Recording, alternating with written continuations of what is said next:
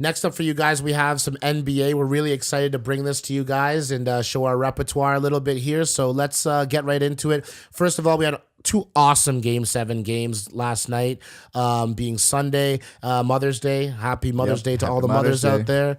But what a treat for us yesterday, and two awesome Game 7s going down in history as two of the best in playoff history, especially on the same night. Let's start off with the Portland Trail Blazers taking on the Denver Nuggets. Yeah. The Denver Nuggets were at home and fell victim to the Portland Trail Blazers. What were your takeaways? Because I got some stuff to say. Yeah, I mean, again, I'm just gonna say this. I've been out of the loop of the NBA for a while. This year, I got back on the train, and I'm loving it. Honestly, what a great year to come back to the NBA and be a fan. I gotta say one thing about being an NBA fan or just a basketball fan is, I mean, you develop bipolar personality disorder or something because you like change your mood every 3 seconds. Especially these playoffs, every game has been so close and it's been so interesting.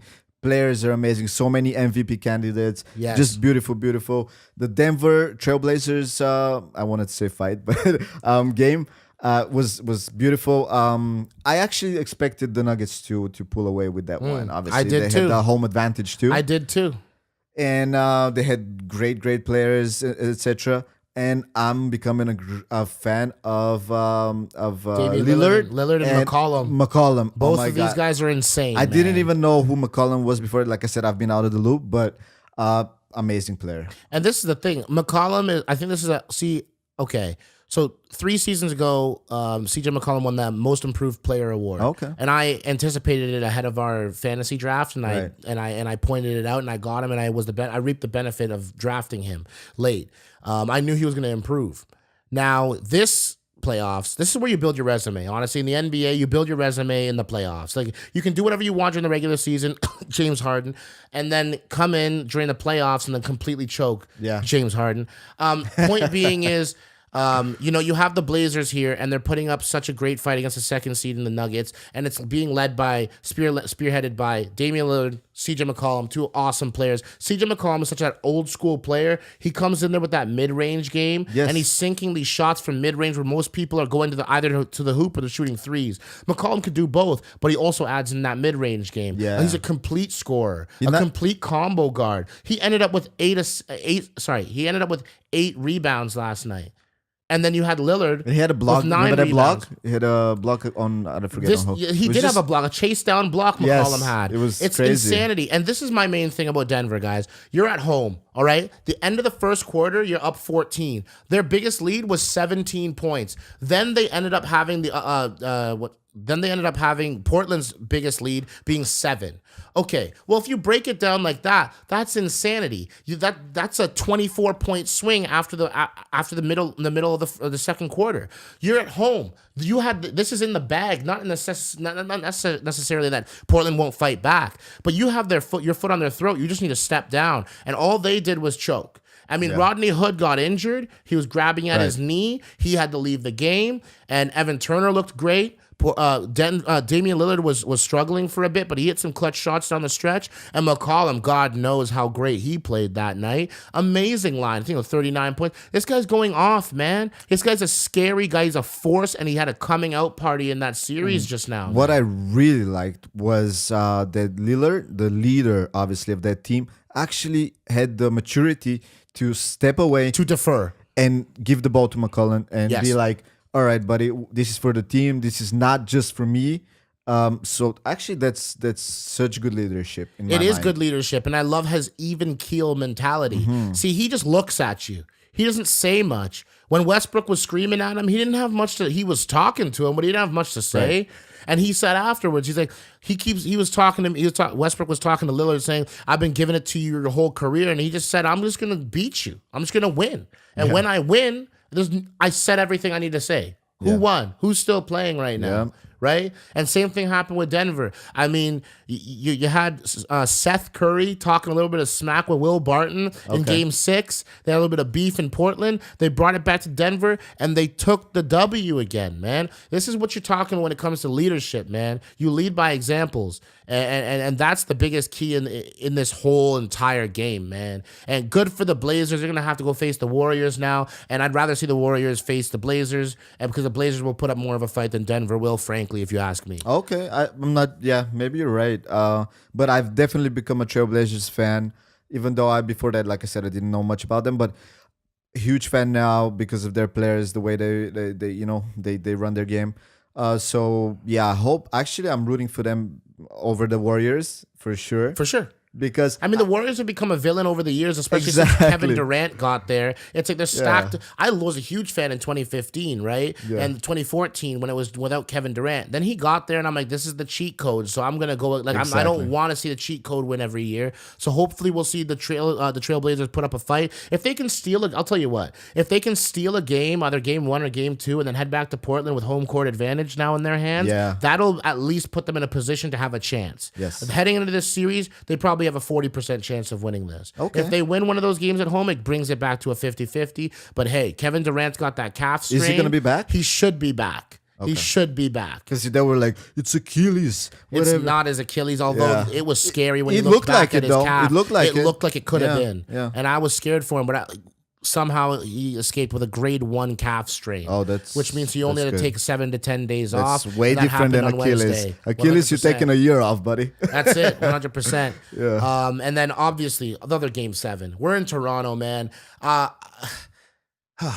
Kawhi Leonard is all I got to say. 41 points. It took him 39 shots. He shot 41% in that game, and yet the rest of the series he was shooting 60-something. Right. So the one game where he wasn't efficient, he still took the shots to get us there because the rest of the team wasn't efficient either. This was a defensive battle like none other. We were also battling the refs to a lesser extent, if you ask me, because we finished the first quarter with like 6 more free throw attempts, and we ended the game with 8 less free throw attempts, and we were just as aggressive of them, if not more. Yeah. So the fact that we weren't getting those free throws, those free points, it gave me some cause for pause, but nothing will trump the fact that we got to witness and be the beneficiaries of seeing the first NBA Game 7 buzzer beater. First ever, eh? First Game 7 buzzer beater in the playoffs in NBA history. And it was for us to beat the team in Philadelphia that was very, very game here in Toronto. Now, here's a little tidbit of information that's interesting for you guys is in 2001, Allen Iverson's Sixers were facing Vince Carter's Raptors in the Eastern Conference semifinal, the same way we were just now in a Game 7. Yep. Now, Vince Carter missed the shot that would have made us win the game and go face Milwaukee, who we're going to face right now. That's crazy. It's crazy seeing the same situation, the same kind of stars line up where now we're rewriting history and we get to go see what would have happened in a way. Yeah, even though they're completely unrelated to one another, it's poetic justice in a way. Yeah, man, it was beautiful. Like just the reaction off of everybody. I watched your Instagram reaction was insane. My reaction at home was insane. Everybody, like, if you watch that, there's a bunch of pictures that came out when he was squatting, like after the shot, Kawhi. Yes. And like just everybody like waiting in anticipation and stuff. Yo, it was gold. So fun. It was awesome. And we never see him with raw emotion on his face like that. And we saw some amazing emotion. He was screaming. He had the blue Gatorade tongue. I'm sure Gatorade loved that moment. They're going to be able to throw that out there. New Balance loved that moment. They're going to be able to throw that out there on their ads. I mean, the shot had so much arc to get over a 7'2" Embiid. I will have to say something about Ben Simmons on that play. It seemed like he didn't commit fully to the double team. He could have just let Embiid take it. That's what people were saying. And what I'm seeing when I see that shot with that much arc and hit the front of the rim, and yet have enough soft touch, a shooter's touch, where it bounced 4 times in the rim, twice on the right rim, twice on the left rim and in. It was so dramatic. It was such a unique moment. I got a noise complaint, and I can't complain about that. I was screaming, almost lost a part of my voice last night, but it was all so worth it. The city was on fire, and Leonard got to see what it's like to be the guy in the only city that has a basketball team in the NBA in Canada. This is Canada's team. This was Canada's win, not just Toronto. Yeah, nobody can say shit about Kawhi anymore. Was it a good trade? Was it not a good trade? I mean, come on. Come on. Seriously. History is being made right now. So I loved it. I loved every moment of it. It's just what a time to be a Raptors fan. And an emotional moment. I mean, Embiid was crying on the Oh court. yeah, right away he Being started crying. consoled. Yep, And you know yep. what? Anyone saying he's weak for those tears has not played any competitive level of thing where your heart and soul is in it. You can't be ripping on this dude for crying. I was laughing last night. In the moment, I'm laughing because we had victory. So I was laughing, but I do understand what's going on here. He cares. I would cry. Would I cry in front of the cameras on the court? I'd try to hold myself together. He was crying in front of with his girlfriend in the hallway outside the locker room. I'd try to hold myself together. You go into, but Chuck, like Chuck said, from the NBA on TNT, from the desk with Shaq and Charles Barkley and everything. Like Chuck said, we've all been there, big fella. We've all felt that. We've all been in that moment where you're overwhelmed and there's no reason to feel sorry. Not no reason to feel sorry for yourself. There's no reason to feel sad about the fact that you were crying about it. There's no reason to feel any type of way.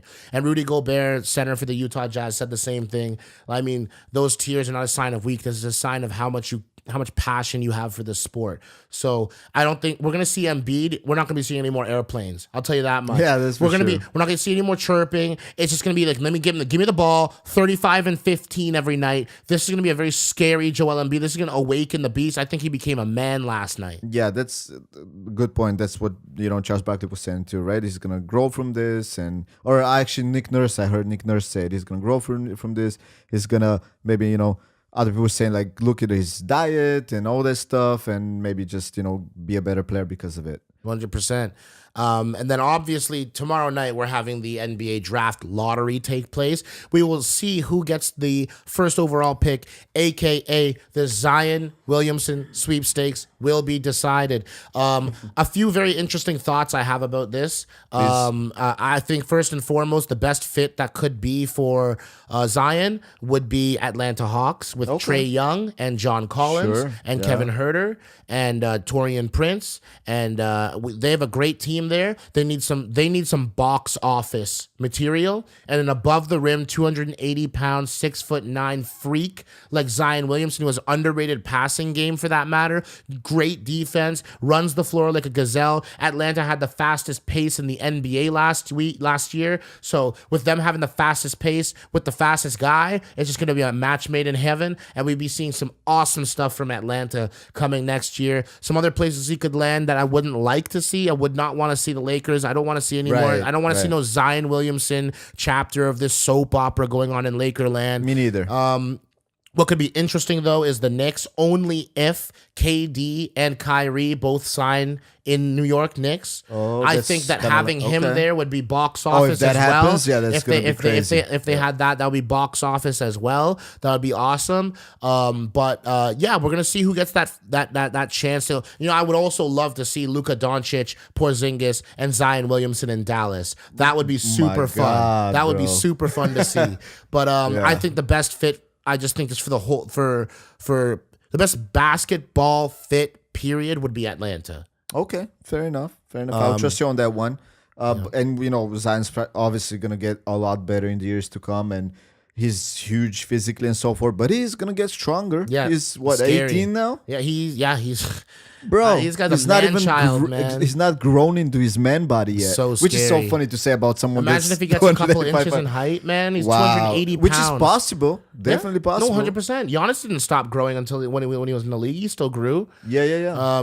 That's spectacular stuff. And speaking of Giannis, that's who the Raptors are going to be facing next in this next round. Yeah. We already mentioned that briefly, but man, that is going to be a very interesting matchup. I think Kawhi Leonard, with him averaging 32 a night, and Giannis is averaging 34 a night right now, that's a cancel out right there. We're going to see a lot of this is going to hinge on schematics that are going to be put into place, tacticianship and strategy put into place by these coaches to try to circumvent how the rest of your players are going to. You can just chalk it up to 35-35 before the game even starts for Leonard and Giannis. Yeah. We'll see how the rest pans out. That's very important. It's all about the depth. And we can't have Van Vliet not showing up. We can't have Danny Green not showing up. We got to have all these guys show up for these games because depth is going to be everything. Don't underrate Brogdon. This guy just came back from an injury. This guy shot 47% from the three-point line in this entire season, which is everyone's going off when Steph Curry went 50% from the field, 45% from three, 90% at the line. Well, Brogdon's one of those guys who gets 45% plus from the three. Yeah. He was at 47% this year. That is scary. It's almost half of his three-pointers going down. That's crazy considering the league average is 35% for the uninitiated. So he's shooting 12% better than the average NBA player from three. That's more than 1 out of every 10 shots going down in addition to what he shoots. Plus, he's an underrated defender. Bledsoe is an amazing player. Chris Middleton's an amazing player. Mirotic is an amazing player. Ersan Ilyasova is the only player in the NBA who has more charges drawn than Kyle Lowry this year. I mean, there's a lot of Pat Connaughton's having a breakout playoff run right now. We have a lot to watch. Sterling Brown's okay in a few minutes that he plays as another guard for them. Milwaukee is ready. Brook Lopez is a huge addition. He stretches the entire floor out. And I think the most underrated thing about Milwaukee is their coach that they brought in, Coach Bud, who faced Toronto when Atlanta was a number 1 seed in 2015. So Coach Bud has experience in this situation. This is Nick Nurse as his rookie coach campaign, but he's been coaching all over the place. He's cut his teeth in Europe. He's cut his teeth in the G League, and now he's cutting his teeth in the NBA. He's shown he can try to make some adjustments when he went minute for minute with Gasol against Embiid. I wish he made the adjustment a little bit earlier, but this is going to be an amazing matchup because they have so much depth and star power, and we have the star power, and our depth has to show up. And that's the only way that this is happening is if our depth shows up. That's Van Vliet. That's Ibaka. That's Norman Powell. That's these guys showing up and making it happen, not just the 5 guys that start in our lineup. So this is going to be a crazy series. I hope it goes 7 games. It could go 6. I don't know if it could be 6 for Milwaukee. Could be 6 for Toronto. Yeah. It could be 7 games. Who knows? But this is going to be a they don't sweep us, dog fight. I don't think a sweep is coming. Okay. We're gonna win. We're going to win a couple games, at least 2 games we're going to win in this series. We're a great team. We have an MVP candidate. So do they. We have Lowry, who's an all-star every year. So do they in Middleton. I mean, it's just body for body for body for body. And then Middleton is a better shooting guard than Danny Green in general. But then you go and look at someone like a Marc Gasol, who's a little bit more versatile than a Brook Lopez. So just going body. Pascal Siakam coming out there, that's a huge X factor for this matchup. I think Pascal Siakam is going to be the guy who really decides things. If he comes out there and he's dropping 20 a night, 25 a night, then we're going to be in a good position to win. Totally agree with that, man. So... Well, we're going to be looking forward to those. They're coming up this week. So we'll probably catch up with you guys on that one after 100%. It's done. Yep. We'll catch you on the other side of that for sure. Or up towards the end of the series, depending on when we do the next one. But yeah, it should be crazy. If you guys can tune in, watch it, man. I'm telling you. I got Raps in 6. Oh, wow. Okay. I don't want to make a prediction against the Raps, though. But you can make whatever prediction you want, man. Realistically... I think the Bucks will beat us. In what? 6 or 7? I don't know if it's gonna go to 7, so I would say 6. Bucks in 6 versus Raps in 6. We'll check you guys on the other side of that. I'm going with my heart. But my heart is your heart's obviously with the Raps. I'm gonna be there. You're using a good amount of logic in your assessment. Yeah, honestly, I'm gonna be there. If it wasn't the Raptors, if I wasn't from Toronto, I'd say Bucks. So right. It is what it is, but we'll see. Yeah, I'll be there fucking biting my nails every minute of it. No doubt.